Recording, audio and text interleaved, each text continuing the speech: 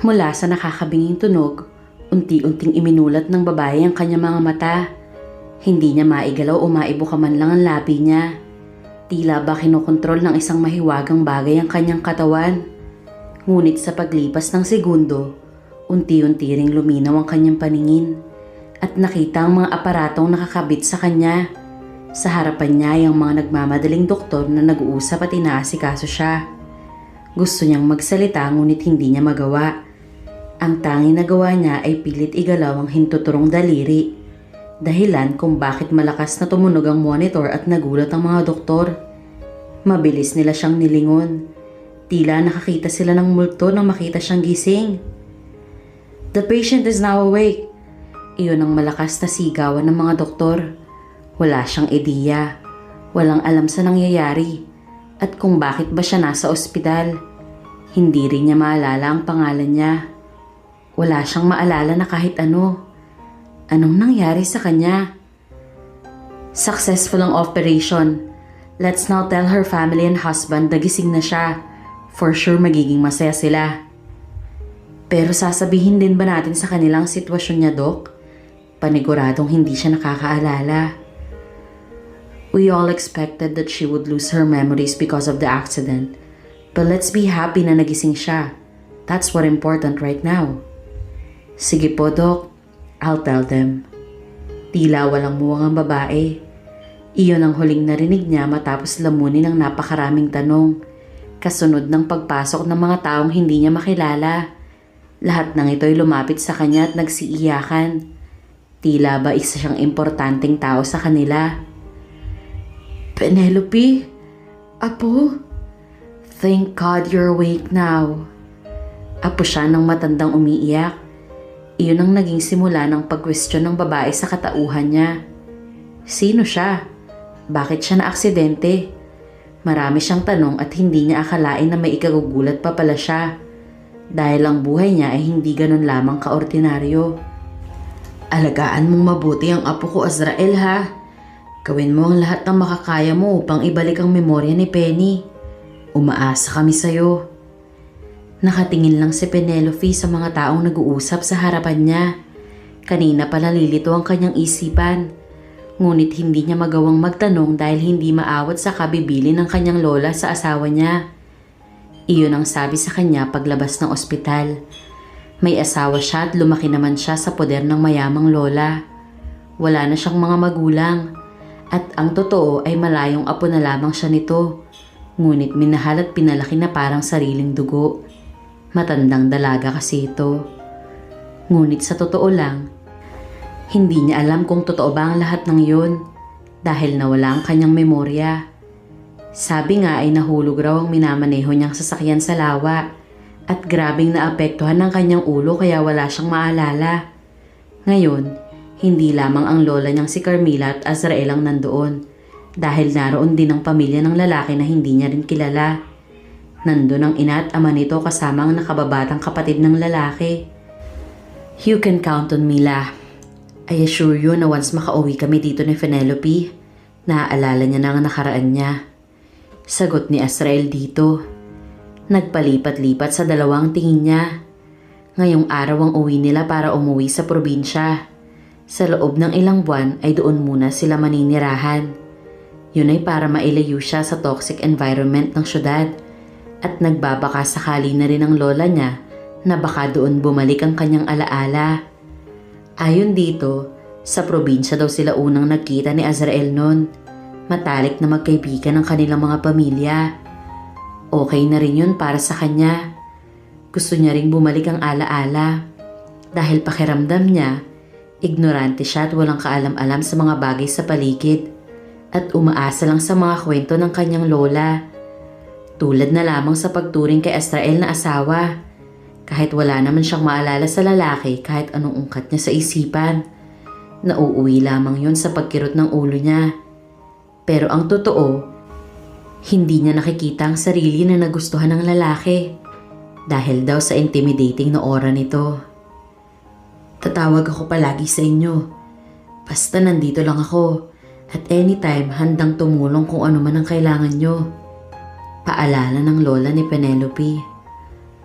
Don't worry, tita. Kumpleto naman ang mansyon namin sa probinsya at paniguradong mahanap ni Penelope ang peaceful life doon. Sagot naman ng ama ng asawa niya. Pero I can always help dahil nag-aalala pa rin ako sa sitwasyon ng apo kong to. Sagot ng lola niya. Tama si Densyo, Tita Mila. You don't have to do that na. Kaya naman na ng anak ko ang kakailanganin nila ni Penelope sa probinsya. You work hard for their future. Kaya alam kong milyon-milyon ang hinanda ng anak ko para sa kanila. You don't need to worry about them. And besides, we know how stressed you are in the past weeks. Kaya magpahinga ka na muna. Kaya na namin to. Wika naman ng ina nito at marahang inabot ang kamay ng matanda. Sa huli, pumayag din ito at pinagkatiwala siya sa pamilya nito. Samantalang nakatingin lang si Penelope sa lalaking biyanan niya. Kamukha nito si Azrael. Tila ba pinagbiyak na bunga. The only difference is the age. Sambit niya sa kanyang isipan. Lumapit ang kanyang biyanang babae sa kanya. Come back strong and healthy, okay? We're going to miss you here, but we'll always support you. Do whatever you want in Estancia, okay? Always remember you'll always be my best daughter-in-law, Penelope. Anito at niyakap siya ng mahigpit. Hindi niya alam ang gagawin niya kaya para wag ma-offend ang ginang, gumanti rin siya ng yakap. Maraming salamat po. Mahinang usal niya. Pagkatapos bumitaw ng biyanan niya, ang lola naman niyang hinarap at ngumiti rito. Maluha-luha na si Lola Mila habang pinagmamasdan ng apo. I'm going to miss you, my princess. I love you very much. Madamdaming sambit ng lola niya. Mahal din po kita, La. Salamat po sa pag-aalaga sa akin. Tugon niya sa matanda. Hindi man niya ito maalala, ngunit ramdam niya ang pagmamahal nito. Habang nasa biyahe, tahimik lang ang asawa niya sa tabi at mukhang malalim ang iniisip. Kanina pa nakakaramdam ng pagkauhaw si Penny, ngunit hindi niya maabot ang bag sa likuran. Nahihiya rin siyang magsabi rito dahil mukha itong seryoso. Sobrang nakakatakot ang aura nito. At some point na sobrang intimidating at mahihiya kang tumingin sa kanya. Pinaglihi ata ito sa sama ng loob. Dahil hindi man lang talaga ito humingiti. Mula nang magising siya 2 linggo nang nakalilipas, ni hindi man lang niya ito nakitang tumawa o ngumiti. Mailap din ito sa kanya. Kaya nagtataka siya bakit pinakasalan ng dating siya ang lalaki. Kanina ka pa tumitingin. May kailangan ka ba? Sambit nito at nilingon siya. Nagulat pa siya nang magsalita ito. Tumingin siya at peking ngumiti. Samantalang ang asawa niya ay nakaangat ang kilay sa kanya. What do you need, Penny? Tanong muli nito. Kinagat niya ang dila at huminga ng malalim. Mukhang suplado pa. Ano kaya ang nagustuhan niya rito? Nauuhaw kasi ako. Kaso hindi ko maabot yung bag sa likuran. Pwede mo bang kuhanin para sa akin? Please? Halos pahapyaw niyang wika. Talagang kinakabahan siya dahil sa lalaki. Hindi sumagot si Azrael. Akala ni Penny ay hindi siya nito papansinin. Ngunit nagulat siya nang inabot naman agad ng lalaki ang itim na bag sa likuran ng walang hirap. At kinuha ang tubig at inabot sa kanya. Bukas na ito nang tanggapin niya. Eto ang inumin mo. 2 oras pa tayo bago makarating sa probinsya. You can sleep if you want. Tumango-tango si Penny. Nababalisa siyang makipag-usap dito. Ito pa lang ang unang beses na nagkausap sila. Gigisingin na lang kita mamaya. Dagdag pa nito. Sige, maraming salamat. Nakangiti niyang sagot sa asawa. Mabuti na lang rin at nakatulog agad siya sa biyahe. At least hindi niya na kailangan manliit sa presensya ng lalaki. Nang magising siya, palapag na ang sinasakyan nilang eroplano at mabilis din silang nag-transfer sa sasakyan nito pauwi ng mansyon. Nakarating din naman agad sila. Hindi mapigilang mamangha ng babae sa tanawin. Sobrang linaw ng tubig dagat Hindi niya alam na nasa tabing dagat pa lang mansyon nila sa probinsya. Pwede kang lumangoy dyan bukas, pero wag ngayon. Maggagabi na. Napansin ni Azrael ang pagkakamangha niya kaya niya nasabi yun. Sinikop ni Penny ang buhok at lumingon sa lalaki. Talaga? Pwede akong maligo sa dalampasigan bukas? Hindi niya na naitago ang excitement. Bahagyang nagulat ang asawa niya sa reaksyon nito. Ngunit mabilis ding sumagot. Excited na ako. Lalangoy talaga ako bukas. Mauna na akong pumasok ha. Paalam niya nang may ngiti sa mga labi. Medyo nakakalimutan niya na ang lamig ng pakikitungo nito sa kanya. Hahakbang na sana siya nang tawagin siya ulit ng asawa. Penelope? Ano yun? Sabihin mo sa akin kung anong oras kang maglalangoy bukas. Babantayan kita. Hindi na kailangan. Marunong naman siguro akong lumangoy kahit nakalimutan ko ang alaala ko. Tipid na ngumiti siya rito. Lumambot ang ekspresyon ng lalaki. Hindi ka marunong lumangoy. Napaawang ang labi niya. Ha? Akala ko marunong ako. Litong usal niya rito. Hindi. Ayaw mo nga lumangoy dati dahil ayaw mo sa tubig alat. Kaya kahit kailan, hindi mo sinubukang matuto. Sagot nito sa kanya. Ganun ba? Sige, mangungulekta na lang siguro ako ng shells bukas. Usal niya ngunit bumagsak na ang balikat. Nawala tuloy ang excitement niya at napalitan ng lungkot. Lumalim ang tingin ni Azrael sa kanya. Sinuri nito ang reaksyon niya at gumalaw agad ang panga dahil halatang nalungkot talaga siya na hindi siya marunong lumangoy. Kung gusto mo, pwede naman kitang turuan. Marunong akong maglangoy. Sambit ni Azrael. Talaga? Oo, wala naman akong gagawin bukas at babantayan lang kita. Sige, maaga akong gigising bukas. Pinagmasdan siya ng binata.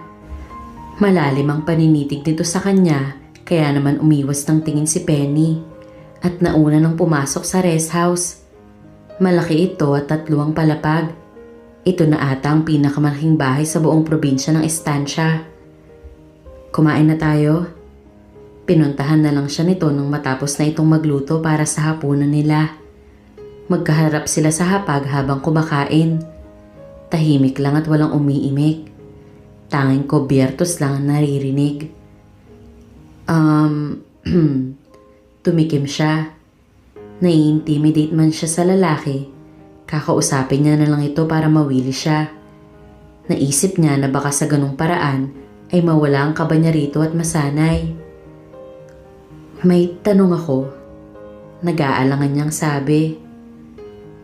What is it? Nung nakakaalala pa ako, ano bang tawag ko sa'yo? Pwede ko bang malaman? Mahinang usal niya. Bahagya pang napapikit ang isa niyang mata. Uminom ng tubig si Azrael at tinignan siya. You call me Azzy. Ikaw lang ang tumatawag nun sa akin. Sambit ni Azrael. Azzy pala? Hindi Rael? Kuryosong tanong niya. You hate to call me Rael dahil lahat ng tao yun ang tawag sa akin. Wika nito. Tumango siya sa sagot ng lalaki. Ganun pala. Ang silosa ko palang klase ng asawa nun. Natatawang sambit niya. 2 taon na tayong kasal, di ba? Our anniversary is December 30. Sa loob ng 2 taon na yun, naging maganda ba ang pagsasama natin? Naging mabuti ba akong asawa? Nabitin sa ere ang dapat na pagsubo ng lalaki. Kumunot ang noo niya. Hindi ba ako naging mabuting asawa sa'yo? Napanguso siya. Gumalaw ang panga ni Azrael sa tanong niya. Napayuko siya at pinagmasdan ng plato. Pakiramdam tuloy niya ay may natanong siyang hindi dapat. Pasensya na. Hingi niya ng paumanhin. Tumayo na siya at niligpit ang pinggan. Kinakabahan siyang baka magalit ito. Nakatalikod na siya nang magsalita ito. You were a good wife to me, Penelope. Ngumiti at tumango si Penny. Kahit papano ay gumaan ang pakiramdam niya. Ngunit meron pa ring parte sa kanya na mabigat. Hindi niya masabi kung bakit. Pakiramdam niya ay may mali ron. If I was a good wife back then, I hope that the 2 years was full of happy memories for me. Is it, Asi?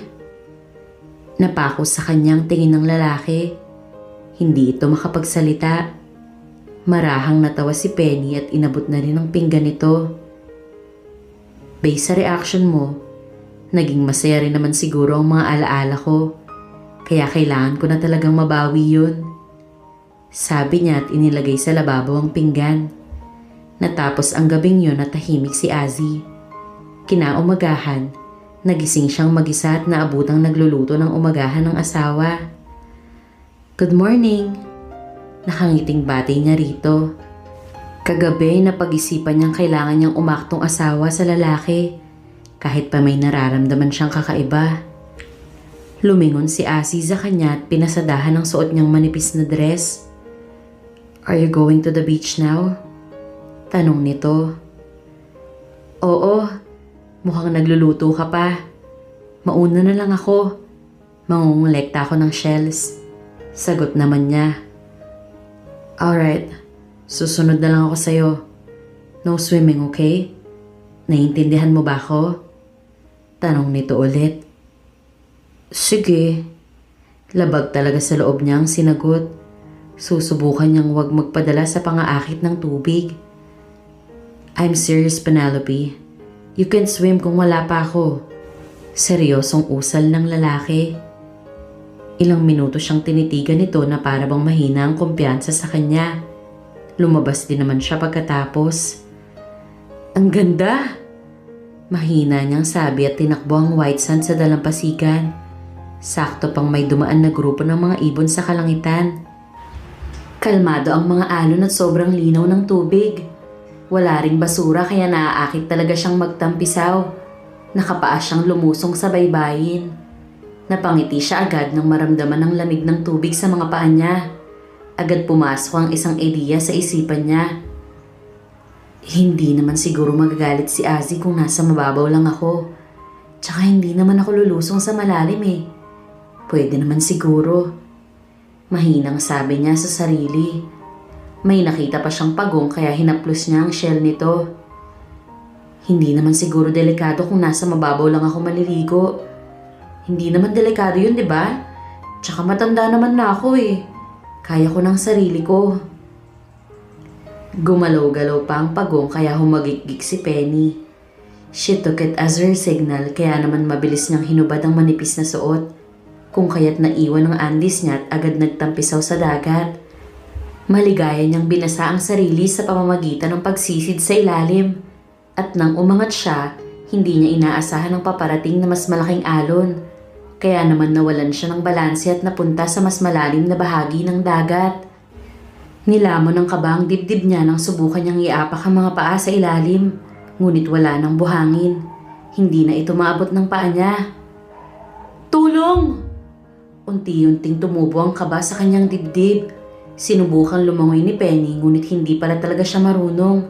Sa oras na yun, isang tao lang ang pumasok sa isipan niya. Tulong! Azrael! Tulungan mo ko!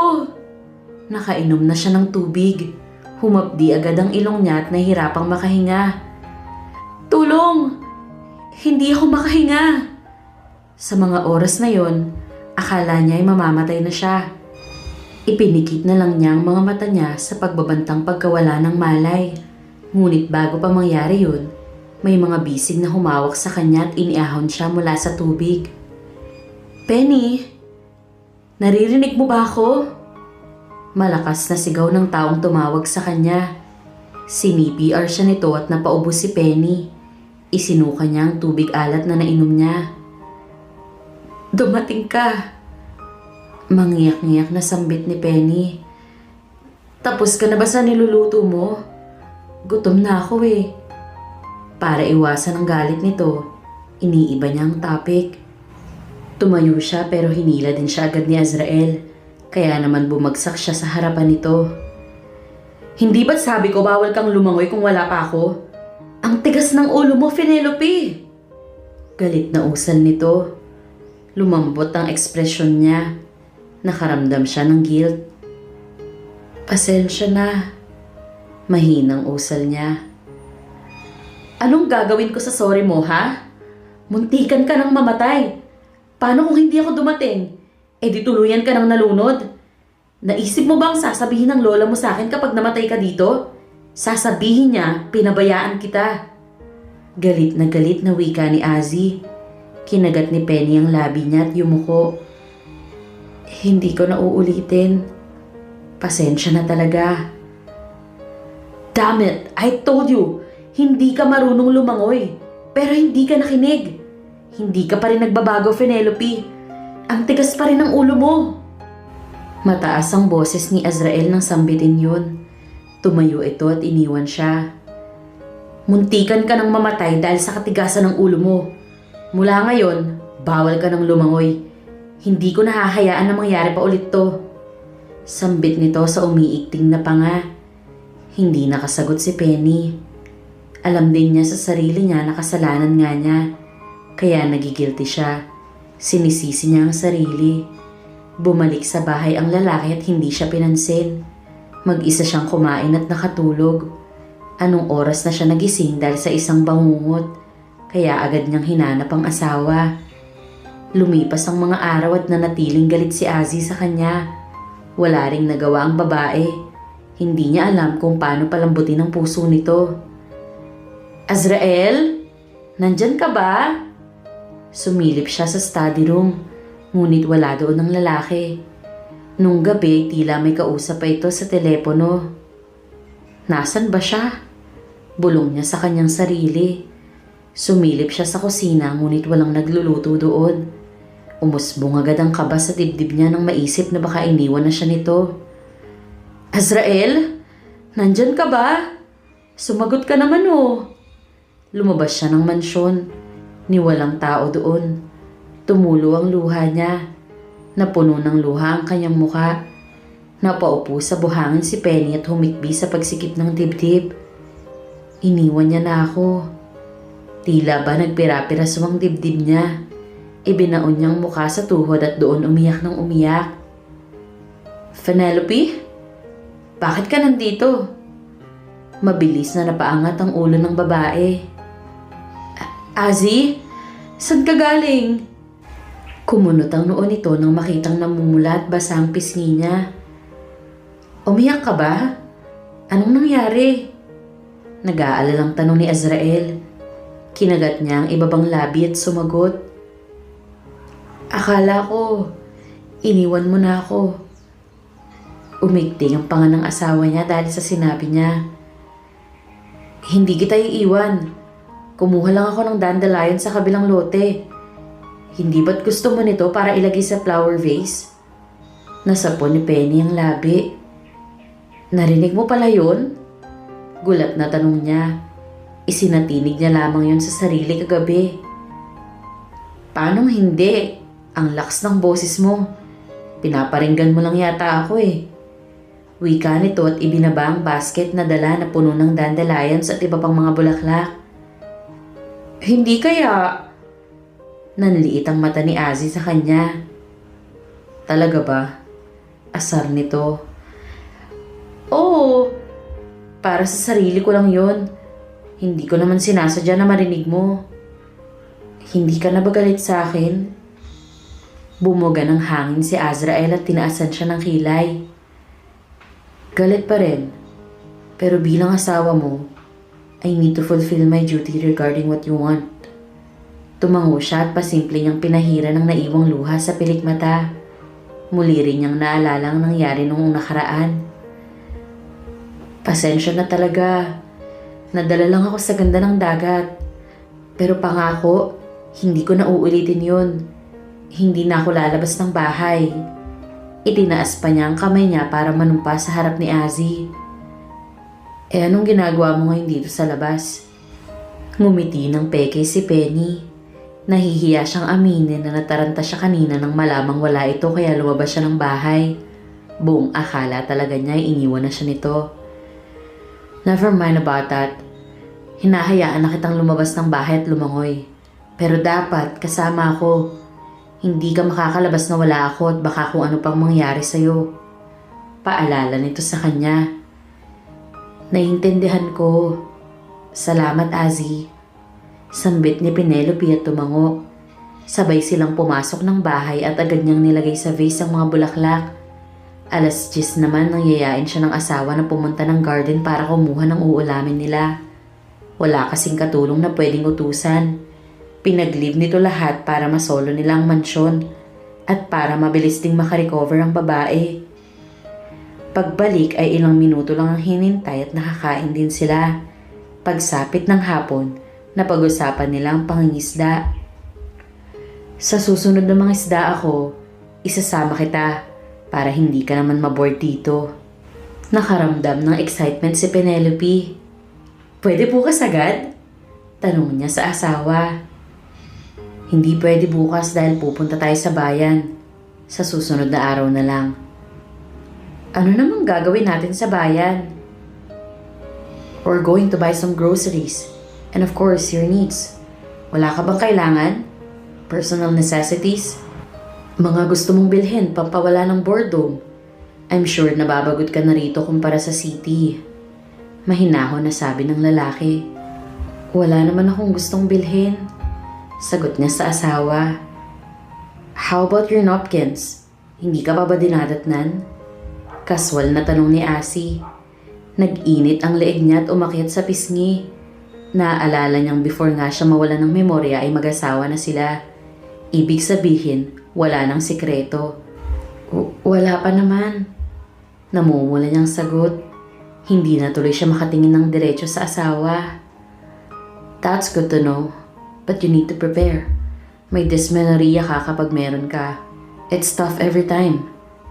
Tikom lang ang labi ng babae sa sinabi ng asawa. Hindi niya alam pero na-appreciate niya ang pagiging concern nito sa kanya. Painting materials na lang siguro. Yun ang bibilhin ko bukas. Anong gagawin mo ron? Kumunot ang noo ni Azzy. Gusto kong mag-paint. Ang gaganda kasi ng tanawin dito. Sobrang nakakagaan sa pakiramdam. Pinagmasdan lang siya ni Azzy at hindi ito nagsalita.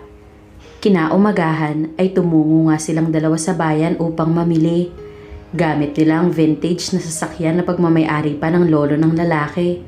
Mas pinili iyon ni Penny dahil aesthetic daw tignan kesa sa Raptor ni Azzy. Pagdating sa pamilihan, pumasok muna ang lalaki sa hardware para bumili ng padlocks at doorknob. Anong gagawin mo dyan? Kuryosong tanong niya. Papalitan ko ang doorknob sa kwarto natin. Nasira. Sagot naman ito. Oo nga pala. Nahirapan nga akong lumabas kagabi matapos mag-lock sa labas eh. Tumango lang ito. Pagkatapos ay lumabas din naman agad sila at bumili ng mga kakailanganin. Ano pong atin mga ma'am sir? Bati ng naka-uniform na sales lady. Nagtago si Penny sa likuran ni Azzy. Hindi niya alam kung bakit nahihiya siya, lalo na sa tinginan ng mga nandun. I need some dress for my wife. Sagot ng lalaki. Naku, saktong-sakto po. Marami po kaming bagay na damit kay ma'am. Halika ma'am, marami po akong ipapakita sa inyo. Paniguradong magugustuhan niyo to. Sinilip ng sales lady si Penelope sa likuran. Go with her and buy anything you want. Hintay na lang kita dito. Sambit ni Asi. Napanguso naman siya.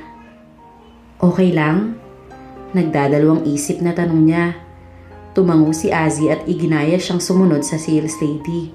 Kaya naman sumunod na lang din siya tinignan ng mga damit. Tama nga ito dahil nagustuhan naman agad niya ang mga damit na nandun. Ang cute po ni Sir Ma'am. Pinagmamasdan talaga kayong sumukat ng mga damit. Nangingiting sabi ng sales lady. Nag-init ang pisngi niya at sinilip ang asawang prenting nakaupo sa sofa at kanina pa nakatingin sa direksyon niya ni hindi lumalayo sa kanyang tingin nito. Mukhang in love na in love po sa inyo. Nakakainggit naman po. Ani ng sales lady habang zinizipper ang damit na sinukat niya. Ilang taon na po kayong kasal, ma'am? Tanong ng sales lady. Mabait talaga ito at magaan kausap. Mayuming ngumiti si Penny. 2 taon na rin kaming kasal. Sagot niya rito. Ang tagal na rin po pala. May anak na po ba kayo, ma'am? Usisa ng sales lady. Wala pa eh. Sagot niya. Baka hinahayaan pa po muna kayo ni sir na enjoy ng buhay nyo. Pero kung magkakaanak na po siguro kayo, tiyak magmamana rin sa inyo ng ganda. Sa jeans nyo pa lang ni sir, nakakainggit talaga. Kilig na kilig ang sales lady habang inaayusan siya. Pinagmasdan ni Penny ang sarili sa human size na salamin. Bagay na bagay sa kanyang nude spaghetti dress hanggang tuhod niyang haba nito. Lalo siyang pumuti dahil sa kulay. Kukuhanin ko to, anya sa sales lady. Tumango ito sa kanya at mukhang interesado pa rin siyang tanungin. Pa-share naman po, ma'am. Paano po kayo nagkakilala ni sir? Tips lang po at baka makahanap na rin naman ng para sa akin. Yung malagwapo ba, kagaya ni sir? Sabat ng kasama pang sales lady. Ito naman ang nag-a-assist sa kanya. Napatingin ang babae sa kanila. Bumuka ang labi niya pero wala siyang maisagot. Naaalala niyang nawala nga palang mga alaala niya. Naku, wag niyo na pong isipin yun, ma'am. Biro lang po. Bawi rin ng sales lady kaya tumikom ang labi ni Penny. Bigla siyang nakuryoso sa bagay na yun. Ang alam niya ay una silang nagkakilala ni Azrael sa Isla Fuego. Ngunit bukod doon, wala na siyang maalala. Nilingon niya ang asawang nakatingin pa rin sa kanya. Naisip niyang tanungin ito mamaya. Maraming salamat po sa pagpili sa butik namin, ma'am sir. Always welcome po ang butika namin sa inyo anytime. Ngumiti siya sa mga naghatid na sales lady sa kanila hanggang sa labas. Maraming salamat din sa inyo ah. Ang ganda ng customer service niyo. Nakangiting sabi niya. It's our pleasure po, ma'am. Nagbow sa kanya mga sales lady. Nilingon niya ang asawa na siyang may dala ng mga pinamili niyang damit. Inagaw nito ang mga paper bag sa kanya kanina at nagpresentang dalhin ang mga ito. Bumili lang din siya ng mga painting materials. Tsaka sila pumunta ng pharmacy para sa gamot niya. Enjoy na enjoy talaga si Penny sa pagsakay sa vintage car. Pakiramdam niya, nasa isang 70s love story siya. Azzy? Tawag niya sa asawa nang nasa mansyon na sila. Ano yun? Tanong nito sa kanya.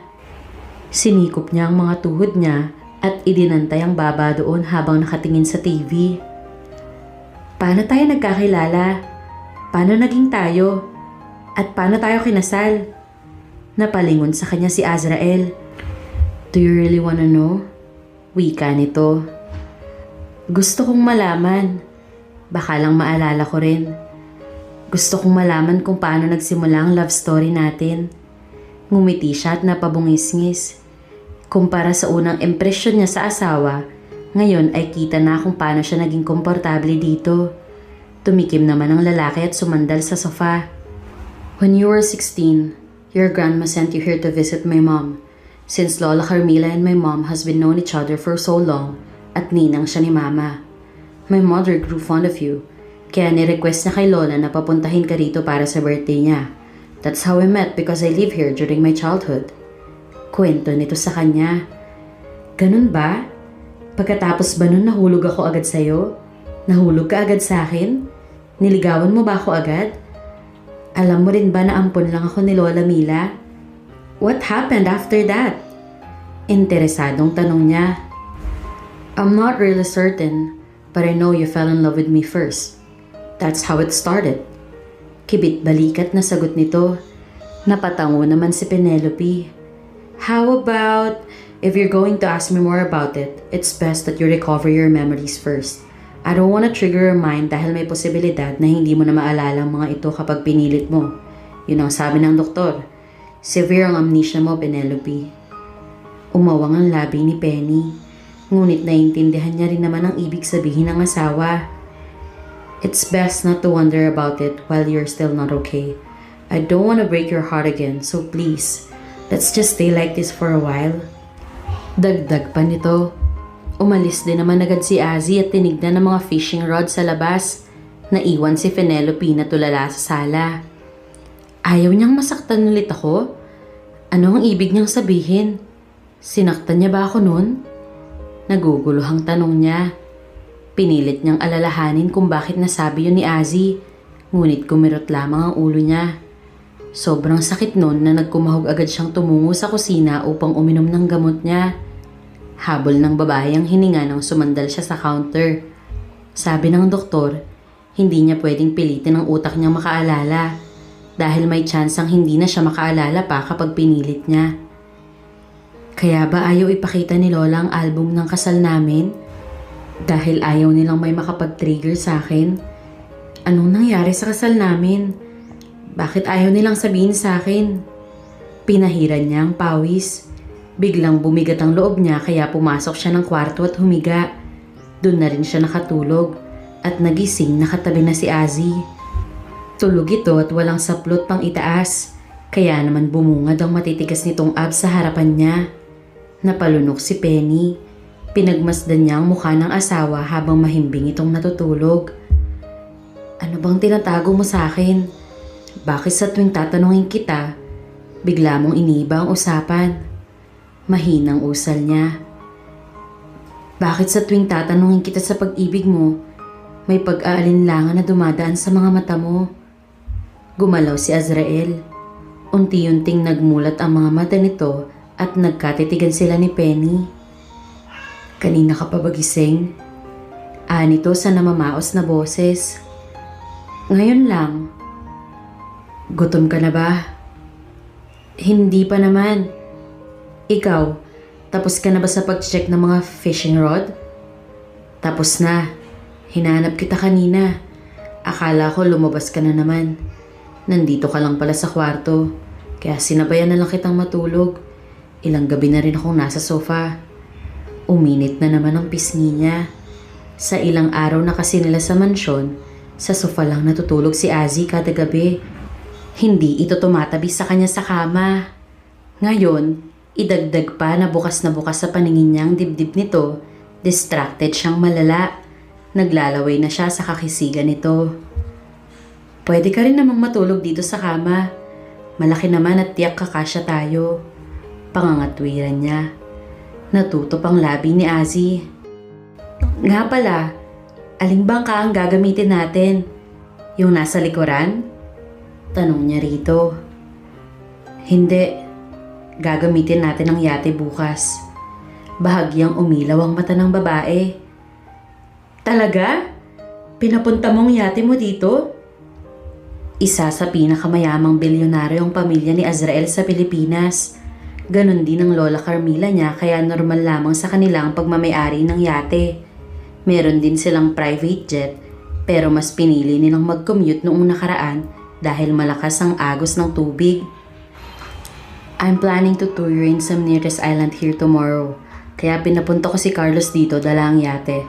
We'll go fishing then island hopping. Sambit ng asawa. I'm excited for tomorrow na. Anya. Napalakas ang boses dahil sa excitement. Kinaumagahan nun, maagang nagising ang mag-asawa para ihanda ang kakailanganin nila sa pangingisda.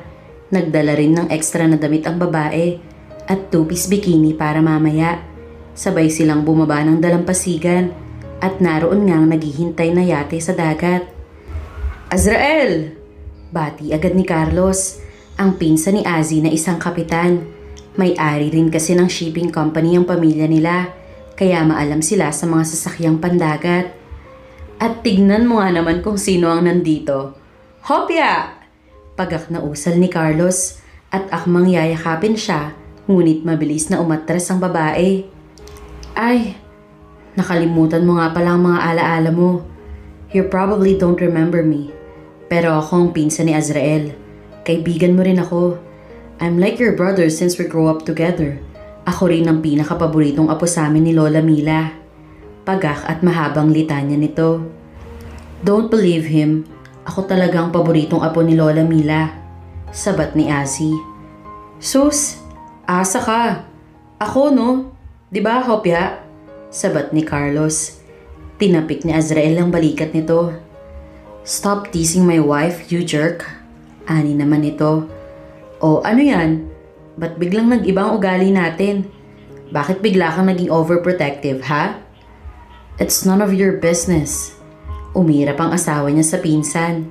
Hindi nakapagsalita si Penny at namamangha sa mga to. Ang lamig mo kaya dati. Ni wala kang pake kahit masaktan itong si Penny. May pangaasar sa tono ng boses nito. Tumahimik ka na, Carlos. Ang ingay mo. Penny, come here. Pagkatapos ay wika nito kaya naman lumapit siya na nagtataka. San mo gusto unang pumunta? Marahang tanong ng asawa sa kanya. Hindi ko alam. May alam ka bang magandang pangisdaan dito? Tanong niya pabalik. Sa likuran ay napasipol si Carlos. Nakakakilig naman kayo. Usapang mag-asawa. Medyo natatawa nitong sabi na hindi nila pinansin. Let's go to the nearest island first. Maraming isda dun. Sabi ng asawa niya. Habang papunta tayo dun, pwede kang magpahinga sa kwarto muna.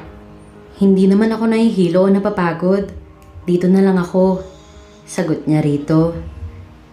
Pwede kang umakyat sa taas. Mas malawak ang makikita mong tanawin dun. May mga pagkain na rin na ipinahanda ko sa crew kanina. Sige, maraming salamat. Anya tumalikod sa asawa. Nakasunod lang sa kanyang tingin ni Azrael hanggang sa makaakyat siya. Bago nito nilapitan si Carlos na inaasar pa rin siya. Mabuti na lang talaga dinala ko ang painting materials ko. Huminga ng malalim si Penny. Napakasarap sa baga ang lamig ng hangin at ang ganda ng tanawin. Nagsimula siyang magpinta ng dagat. Ang ganda! Ipapa-frame ko to kapag nakabalik kami ng Manila. Hagik-gik niya nang makatapos. Ilang minuto pa siyang nanatili sa upper deck bago pinatawag ng asawa sa baba. Ma'am Penelope, pinapatawag na po kayo ni Sir Azrael sa baba. Nandito na po tayo. Sambit ng babaeng crew. Tumango ang babae at iniwan ang dala. Tumigil na nga ang yate sa gitna ng dalawang mataas na isla. Isa roon ay maliit lang. Sa sobrang linaw ng tubig, nakikita na ang mga coral sa ilalim. Dito tayo mangingisda? Excited na tanong niya sa asawa. Oo, kuhanin na natin ang fishing rod natin. Sagot nito sa kanya. Sa gilid ng yate may nakalagay na platform upang maupuan nilang dalawa habang naghihintay ng isda. Pwede ba akong sumali? Lumapit si Carlos sa kanila. Natapos na ito sa pakikipag-flirt doon sa isang crew kaya lumapit naman ito. No? Get out of here. Doon ka nga sa upper deck. Supladong sagot ni Azrael sa kawawang lalaki. Aray! Pinapalayas mo na ako ngayon ha? Sana pala hindi ko na lang dinala ang yate mo dito eh. Naawa tuloy si Penny. Pwede naman siyang sumabay sa atin, Azzy. May isa pang fishing rod oh. Lumingon sa kanyang asawa at tinitimbang siya ng tingin. You want to let him join us? Konsulta nito sa kanya. Oh, wala namang problema. Sagot niya rito. Oh, diba? Si Hopia talaga itong totoong kaibigan dito eh. Ang sama mo talaga, Azrael. Madamdaming saad ni Carlos. Umirap ang lalaking ngunit tumango rin sa asawa na tila under ito sa kanya. Sige na nga. Kumuha ka na ng fishing rod dun. Ngumisi si Carlos. Thank you, Hopia. Nakaunang huli agad si Azrael. Sumunod naman si Carlos at siyang pinakahuli. Itaas mo na. May isda na yan. Usal sa kanya ng asawa. Agad nga niyang inangat ang pamingwit at isang malaking isda ang kanyang nahuli. Labis ang kanyang tuwa. Nakahuli ako ng malaki, Azzy. Nakahuli ako. Oh my gosh, I can't believe this. Maligaya niyang sambit. Ang galing mo. Natutuwa ring sabi ng asawa at ginulo ang buhok niya. Napanguso si Penny. Kinikilig siya. Pagkatapos makahuli ng 5 isda, tumayo na si Carlos. San ka pupunta? Tanong niya rito. Napakamot ng batok ang pinsan ng asawa niya. Sa upper deck lang. Sobrang sweet nyo kasi. Baka pati ako lang gamin. Sabi nito at nagkunwaring nilalamig. Natawa ang babae. How about we swim now? Marami nang nahuli nating isda. Okay na yan. Tumayo si Azzy at nilahad ang kamay sa kanya. Tinanggap niya ang kamay nito. Tuturuan mo ba akong lumangoy? Pagak na tanong niya sa asawa. Tumango naman ito at hinubad ang itim na t-shirt. Doon muling bumungad ang six-packs ab ng lalaki. Kaya naman nag-init na naman ang pisngi niya. Naunang tumalon sa dagat si Azrael. Hinihintay si Fanny. Tatalon na rin ba ako? Tanong niya rito at lumapit sa platform. Tumango naman ito sa kanya. Huminga ng malalim si Penny at ipinikit ang mga mata. Pagmulat niya ay doon siya tumalon at nagpalamon sa malinaw na dagat. Pagkadungaw niya ay agad siyang kumapit sa batok ni Azrael. Nagkadikit silang dalawa. Nasasarapan siya sa pagyakap ng lamig ng dagat sa katawan niya. How's it? Nagkatitigan sila. Ilang pulgada lamang ang pagitan ng mga mukha nila. Nagsimulang kumabog ang dibdib ni Penny. Unti-unti namang bumaba ang tingin ni Azzy sa labi niyang namumula. It feels good. Ang lamig ng tubig. Simpleng sabi niya at nilingon ng yate. Tumango si Azzy. Hindi pa rin nawawala ang tingin nito sa mga labi niya. Oh, the ocean feels so good. Bakit ko kaya hate ang tubig dati? That's impossible. Marahang humalakhak ang asawa sa reaksyon niya. We can stay here all day if you want. Alok nito sa kanya. Mangangalay ka naman kakahawak sa akin kung ganun. Marahan pang tinampal ni Penny ang dibdib nito. I don't mind. Ikaw naman ang hahawakan ko. Wika nito sabay dila sa ibabang labi niya. Napanguso tuloy siya dahil sa pagpipigil ng kilig. Ang kinalabasan, ilang oras nga silang nasa tubig. Nag-iba pa sila ng posisyon at tinuruan siya nito kung paano maglangoy. By watching you two, I'm thinking if I should marry now. Gusto ko ring dalhin ang mapapangasawa ko rito. Nakaupo na silang tatlo sa upper deck. Humahalo na ang kahil at asul sa kalangitan. Umiinom ng wine si Azzy at Carlos habang nanonood lang siya at nagpipinta. You should, Carlos. I'm sure marami namang deserving na babae para sa'yo. Seryosong sabi niya. Sana nga, Hopya. I can't wait to treat her whatever she wants. Sumandal sa sun lounger si Carlos at tumingala sa kalangitan. Palibhasa, masakit pa rin ang puso nito matapos lokohin ng fiancé. If only Katrina did not cheat on me, kasal na sana kami ngayon. Kasama ko rin sana siya ngayon at nag-i-enjoy. Nagkatinginan ng mag-asawa. Ilang sandali pa, narinig na lang nilang suminghot si Carlos na nasundan ang pagmumura nito. You can rest in the cabin now. Ako nang bahala sa kanya. Wika ni Azrael. Tumango si Penelope at iniwan ang dalawa. Tinahak niya ang hallway papasok sa cabin. Ngunit hindi inaasahang biglang gumalaw ang yate kaya natumba siya at naumpog ang ulo sa dingding. Sinapo niya ang noo sa lakas ng pagkatama nito. Pakiramdam ni Penny, nagdilim ang paningin niya. Sinubukan niyang makaaninag ngunit bigla na lang kumirot ang ulo niya.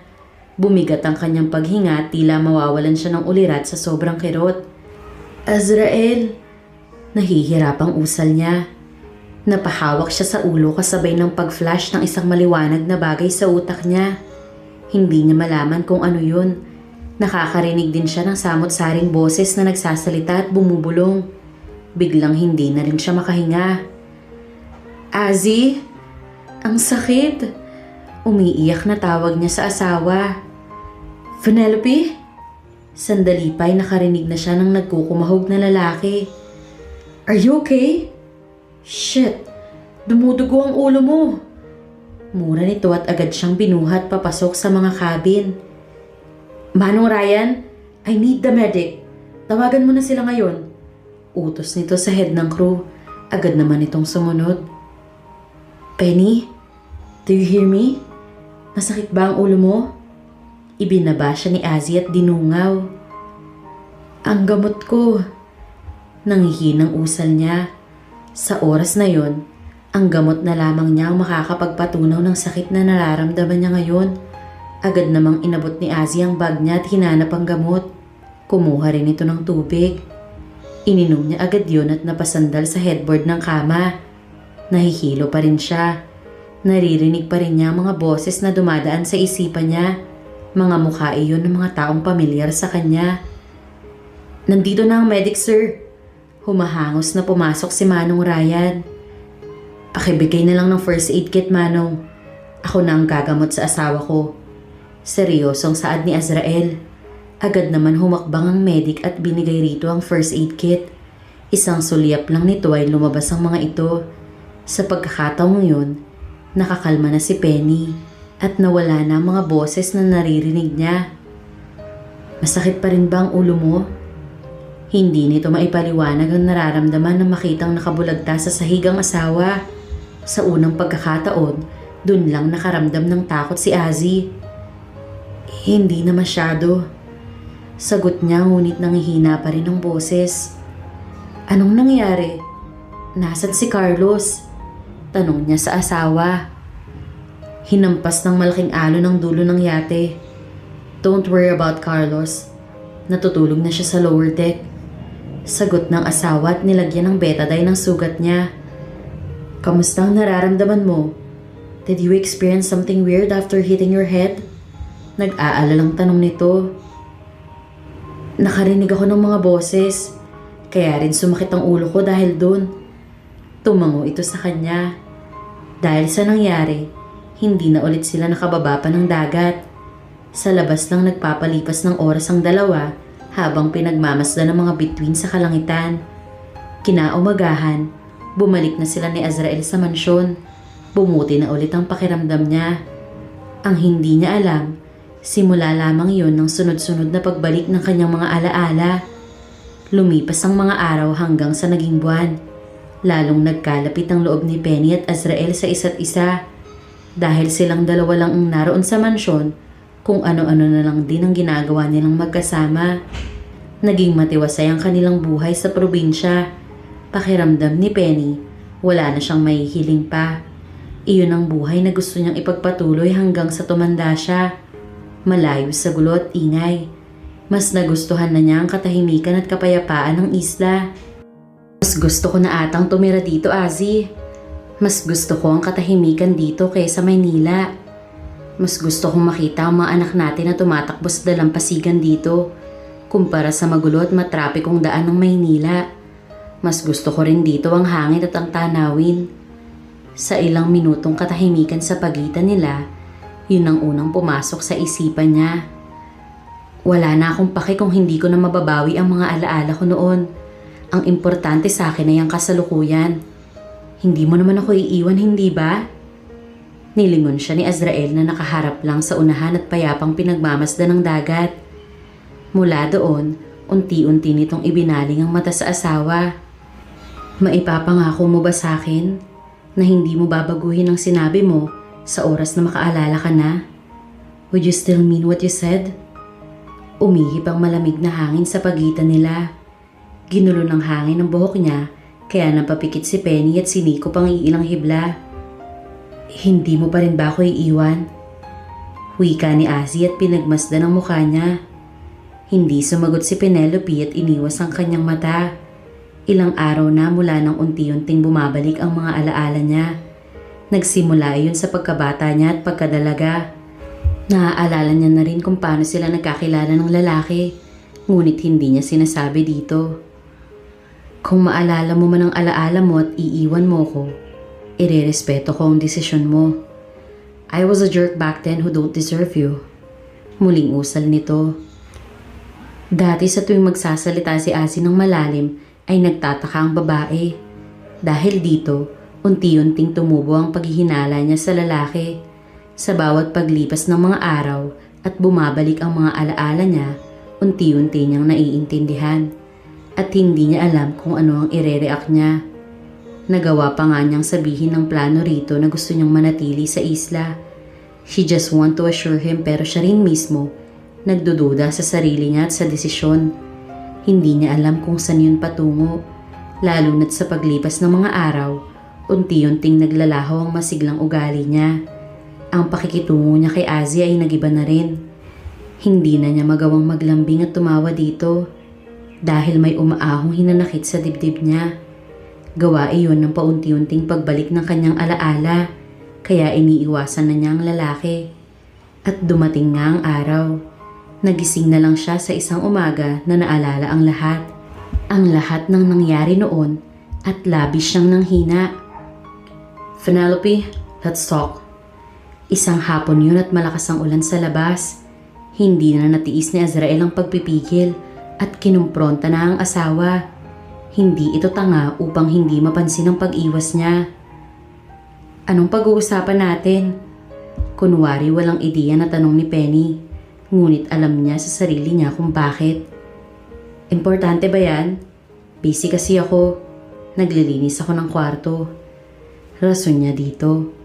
Umigting ang panga ng asawa. "Have you regained your memories now? Naaalala mo na ba ang lahat-lahat?" Diretsong tanong nito. Napaatras siya sa pagkagulantang. Ngunit peki siyang humagalpak para magpanggap. "Ano ba namang tanong yan?" "Hindi pa, Azrael. Excited na nga akong maalala mga memories ko. Pero wag tayong magmadali. Hindi ba't sabi ng doktor masamang pilitin ko ang sariling makaalala?" Kuyom ang mga kamay nito. Kilalang kilala nito ang babae na kahit magsinungaling siya ay alam niya. "Huwag kang magsinungaling sa akin, Penny. Kilalang kilala kita. At nagsisinungaling ka ngayon sa akin." Seryoso at may galit sa tono ng boses ni Azrael.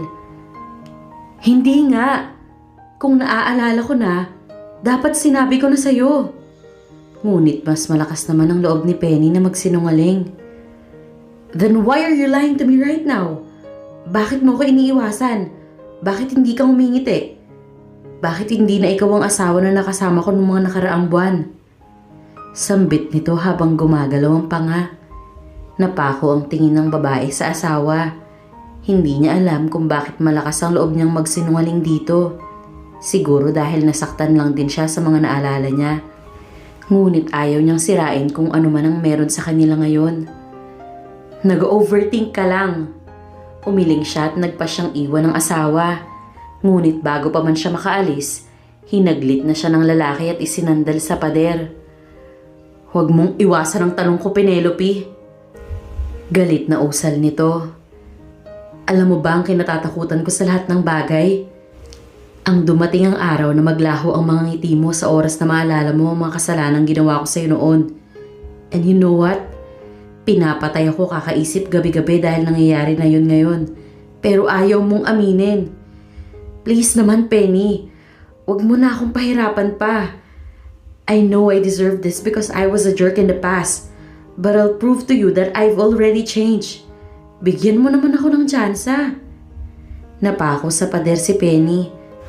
Ang unang galit na tinig ni Azrael ay biglang naging malambot at nagmamakaawa sa huli. Siguro, panahon na rin upang ilabas ang lahat ng nagpipigil sa kanya. "Bakit din, Asi? Bakit sa 2 taon? Bakit ngayon lang? Bakit hindi nung una?" Nanginig ang labi niya at nabasag ang kanyang boses. "Bakit ngayon lang?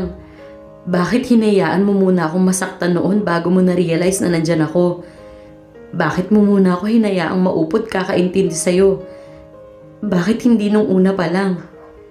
Napabitaw si Azzy sa pagharang at yumuko sa harapan niya.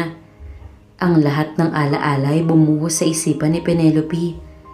Kasama na roon kung paano ang naging sitwasyon niya noon. Malinaw na naalala niya kung paano niya nagustuhan ng lalaki at kung paano niya hiniling na maging asawa ito. Ikinasal nga sila ngunit dahil naman sa kagustuhan ng mga magulang nila. Walang sangkot na pag-iibigan doon. Kung may pagmamahal man, siya lang. Mahal na mahal niya si Azrael. Ngunit kabaliktaran yun para sa lalaki. Ni kaunting apeksyon, wala itong pinaramdam sa kanya. At yun ang umuubos sa kanya sa sakit. It caused her so much stress and depression. Sa 2 taon na kasal nila, ni hindi sila nagkasabay sa pagkain, maging sa pagtulog, pag-alis at pagpasok.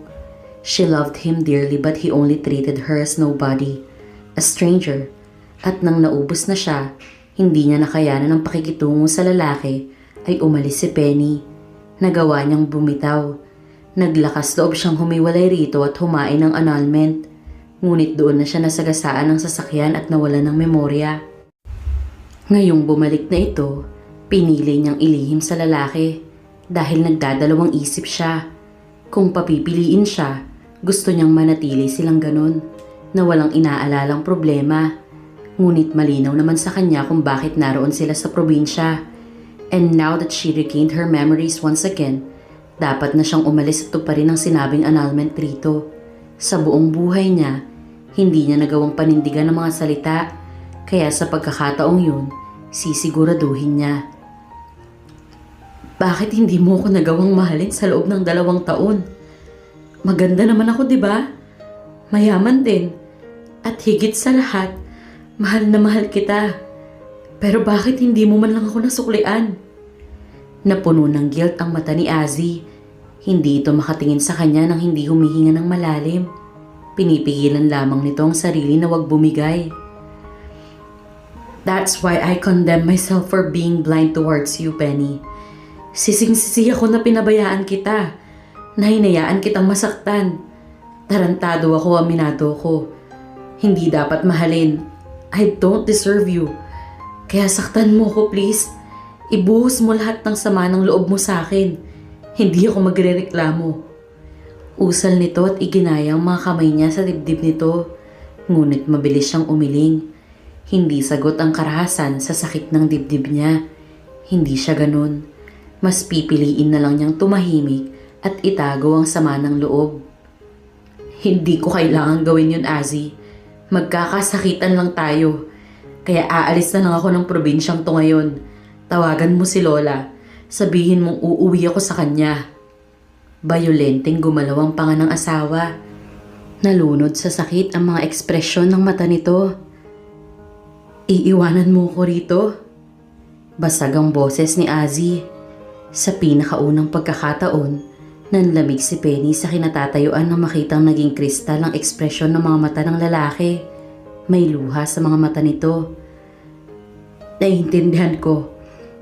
I deserve this. I deserve to lose you dahil hindi kita nagawang protektahan.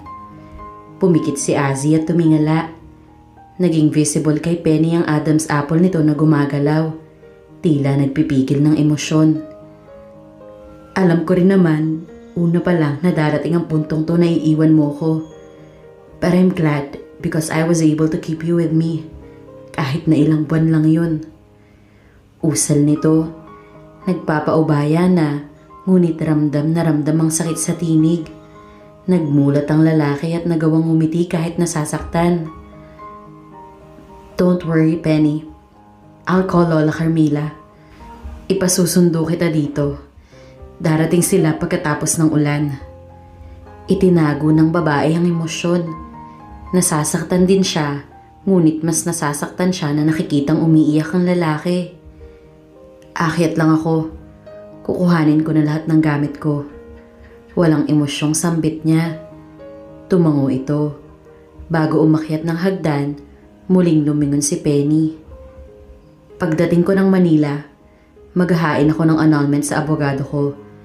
This is for the best, kaya umaasa akong hindi mo na ako pahihirapan sa pagpirma. Anya at umakyat na ng kwarto. Hindi na pinansin ng babae ang gulat na ekspresyon ng asawa nang marinig yun. Agad niyang inimpake lahat ng mga gamit niya, pati ang mga paintings niya. Humina na rin ang ulan. Makalipas ang 1 oras ay natapos na siya. Naroon na sa harap ng pintuan ng mga gamit niya. Maya-maya pa ay narinig na niya ang papalapit na private jet. Kaya malalim na bumuntong hininga si Penny at tumayo. Baka tinawagan na nga nito ang lola niya. At alam na ng mga ito na nakakaalala na siya. Mabigat man sa loob niyang iwanan ng mansyon, wala na siyang rason pa dahil magpapaanal na rin naman sila. Pagbaba niya ng salay, nakita niya si Azzy. Nakaupo ito sa sofa at malayo ang tingin.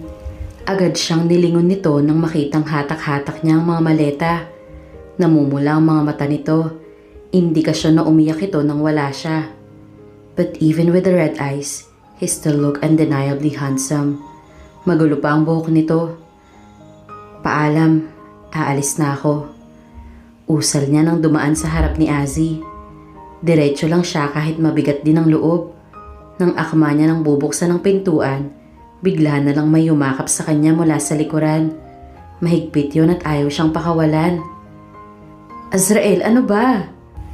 Forgive me, Penny, pero hindi kita kayang pakawalan. I don't want to annul with you.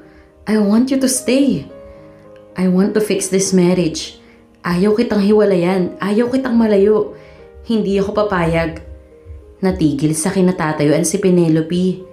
Ang nanginginig na boses ng lalaki ay umepekto ng labis sa kanyang sistema. Hindi siya makapaniwala. Kanina lamang ay pumayag ito sa sinabi niya. Ngunit ngayon, sobrang higpit ng yakap ng lalaki. Hindi para sa atin ang kasal na to, Azzy. Love should be between two person. Reciprocated and appreciated. Hindi yung isa lang ang nagmamahal. Nawalan ka na ba ng pagmamahal sa akin? Nangihinang tanong ni Azzy. Kailanman, hindi nawala ang pagmamahal ko sa'yo. Hindi yun ganun lang mawawala, Azrael. Ayaw mo na ba talaga akong bigyan ng tsansa? I'm hopeless right now, please. I'm begging you. Let's start a new beginning. Let me prove you my love. I am willing to do anything. Pakiusap nito. Nagulat siya nang biglang bumitaw sa yakap ang lalaki at lumuhod sa kanyang harapan.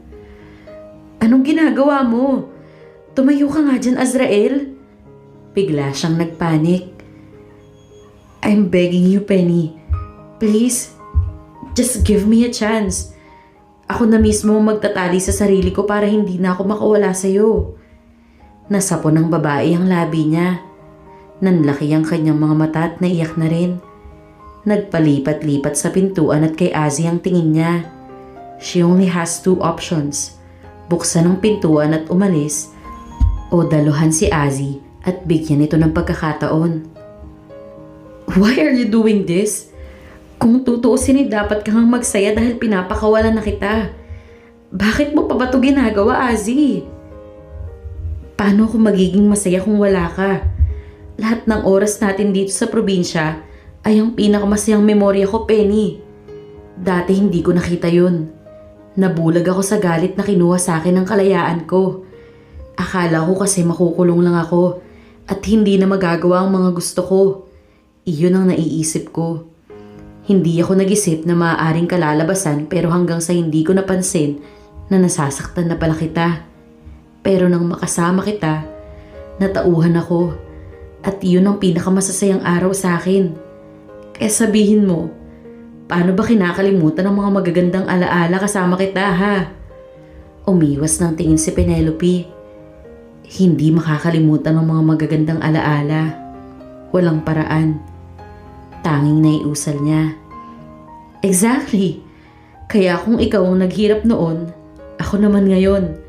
Ako naman ang papalit sa pwesto mo. Kung yun ang paraan para makuha ko ang tiwala mo, I am more than willing to sacrifice. Bumuntong hininga si Penny. Narinig pa rin niyang naghihintay ang helicopter sa labas. For sure, naghihintay na rin ang kanyang lola sa Maynila ngayon. Whatever will be her decision, her grandma will surely respect it. Nang akma siyang hahakbang, nabahala si Azrael. Niyakap siya nito sa bewang at naiyak na. Mahal kita, Penny. Mahal na mahal kita. Mariing kinagat ni Penny ang labi niya. Desperado na si Azzy. Hinawakan niya ito sa balikat ngunit humigpit ang yakap nito sa kanya. I won't let go of you, Penny.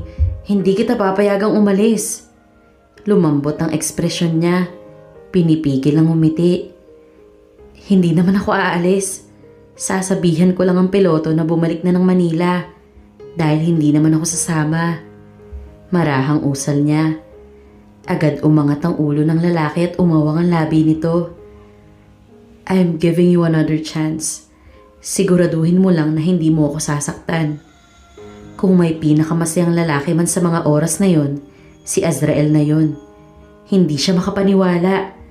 Ang pinakamamahal niyang babae ay binigyan siya ng pagkakataon. Buong buhay niya, hindi siya nagmakaawa sa kahit sinong babae, kagaya ng pagmamakaawa niya kay Penny. Siguradong dahil sobrang mahal lang talaga niya ito, that's why he's willing to earn her trust again. Thank you so much, Penny. Sisiguraduhin kong hindi ka magsisisi. I'll prove you everything. Papakasalan kita ulit. Niyakap ng mainit na kagalakan ng dibdib ng babae.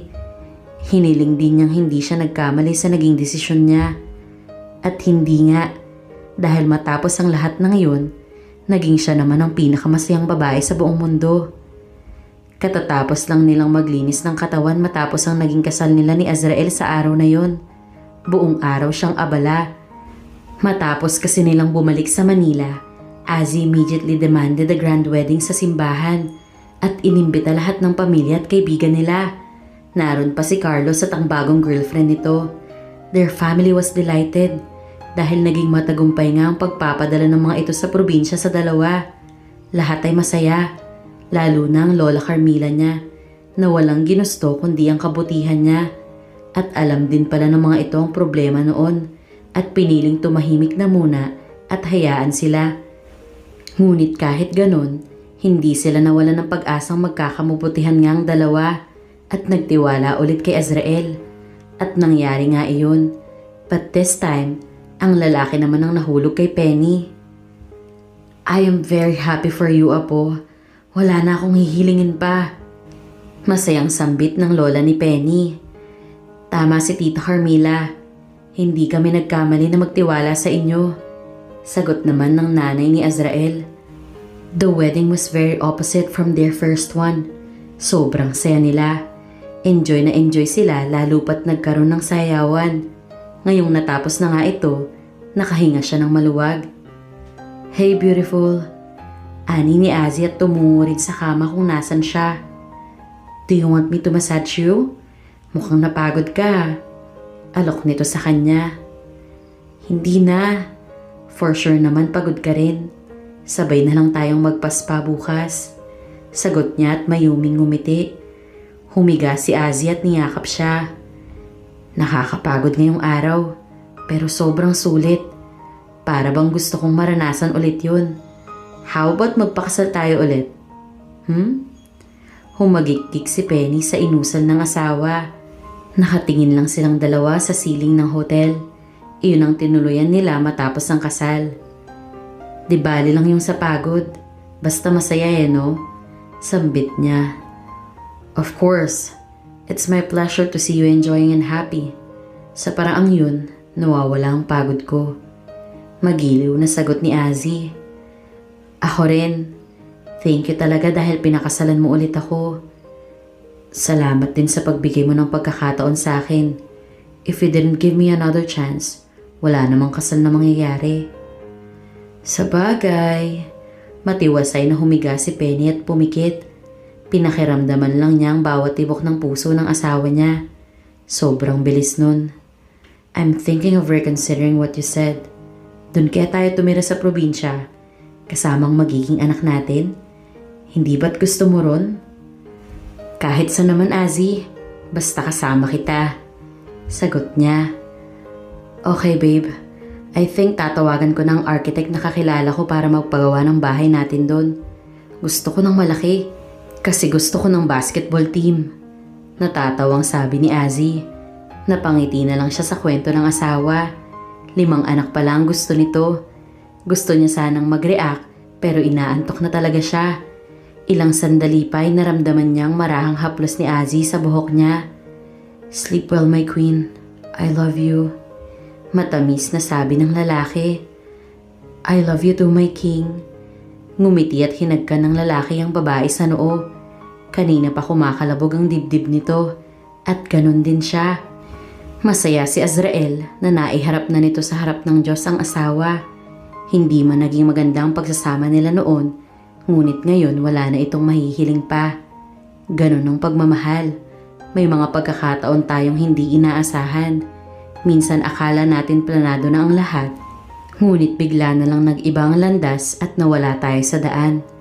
Pero ang hindi natin alam, ang panibagong daan pala na yon ay ang daan patungo sa panibagong pagkakataon upang sumubok at magmahal. Hindi man natin palaging nakukuha ang mga gusto natin ayon sa plano, tiwala lang sa Panginoon dahil may mas maganda pang plano para sa atin. Sabi nga nila, hindi masamang pigilan ang sarili upang wag nang masaktan. Pero mas lalo namang hindi masamang sumubok kung alam mong karapat dapat naman ang taong pagbubuhusan mo.